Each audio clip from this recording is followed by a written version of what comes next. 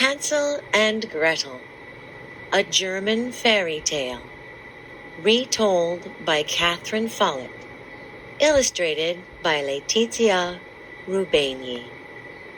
Hansel and Gretel's family had almost no food left. Their father grew weak.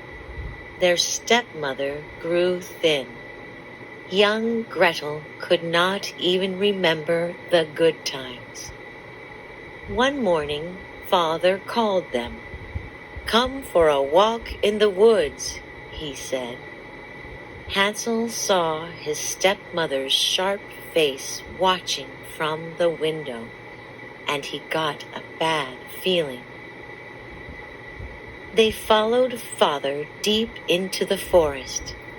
"Where are we going?" Hansel asked. "Shush," said Father. "Take our last bread." He gave Hansel a dry crust. Hansel was very hungry, but something was wrong. He decided not to eat the bread. He tore it into small pieces. He dropped the crumbs as he walked to make a path home. Hansel kept losing the path. Then they saw a bird fly down and steal a crumb. "Birds ate your path," Gretel cried. "We're lost." The woods were growing dark. Hansel tried to be brave. They walked for a long time. Finally, they saw light through the trees.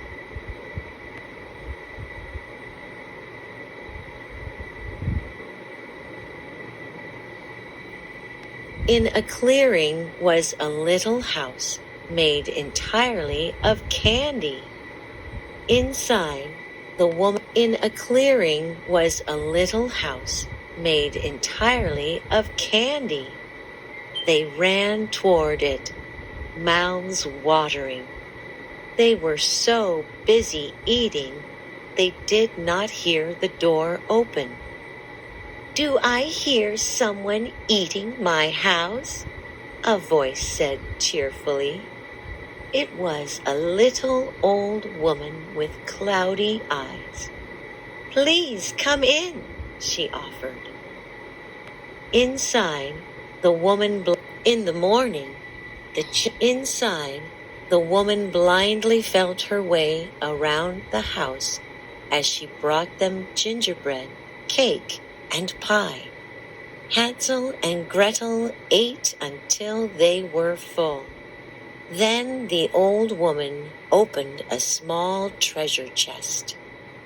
"You can play with these," she said. She tossed Hansel a jewel as big as his fist. The children played until they got sleepy. The woman tucked them into a warm feather bed. In the morning, the children had waffles and cream for breakfast. When they were full, the woman said, "Could you help me with some chores? My eyesight isn't very good." The woman gave Gretel a broom. Then she pointed to a high window that was broken. A big, empty birdcage hung next to it. "Can you reach it, Hansel?" she asked. Hansel climbed way up into the birdcage. Just as he got inside, he heard a click. The door shut behind him.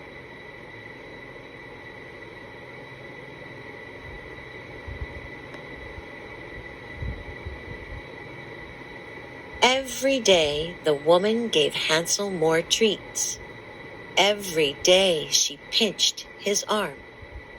When the woman felt Hansel's arm getting fat, an evil smile spread across her face. Gretel shuddered again. While Gretel was sweeping, she had an idea. She tossed a chicken bone into Hansel's cage. "Make her grab this instead of your arm," she whispered. The next day, the woman pinched the bone. She frowned. "Why aren't you getting fat?" she said. A few days later, Gretel swung her broom at the cage. A few days later, the woman grew angry. "I'm not waiting any longer," she growled. "Girl, fill that big pot with water and build a fire." Gretel did as she was told. The woman went to Hansel's cage. She stretched high to reach the door. This was Gretel's chance.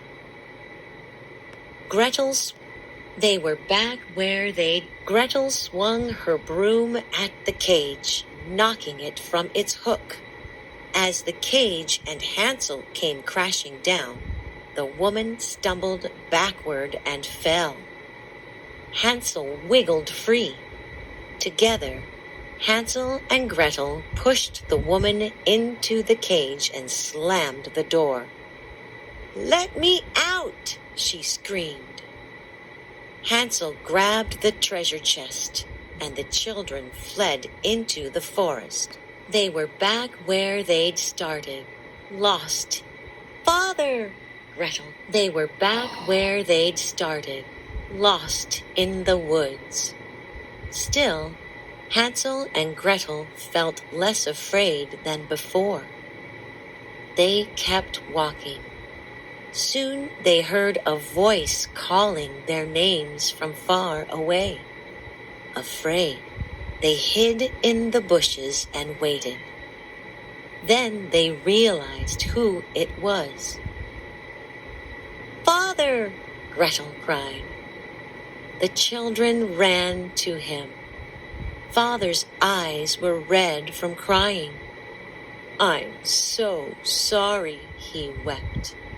"I sent your stepmother away. I've been searching for you for days." Then his smile faded. "We still have no food," he sighed. Hansel showed him the treasure chest. "We can buy all the food we want," he said. Their laughter echoed through the forest. Together, they headed home.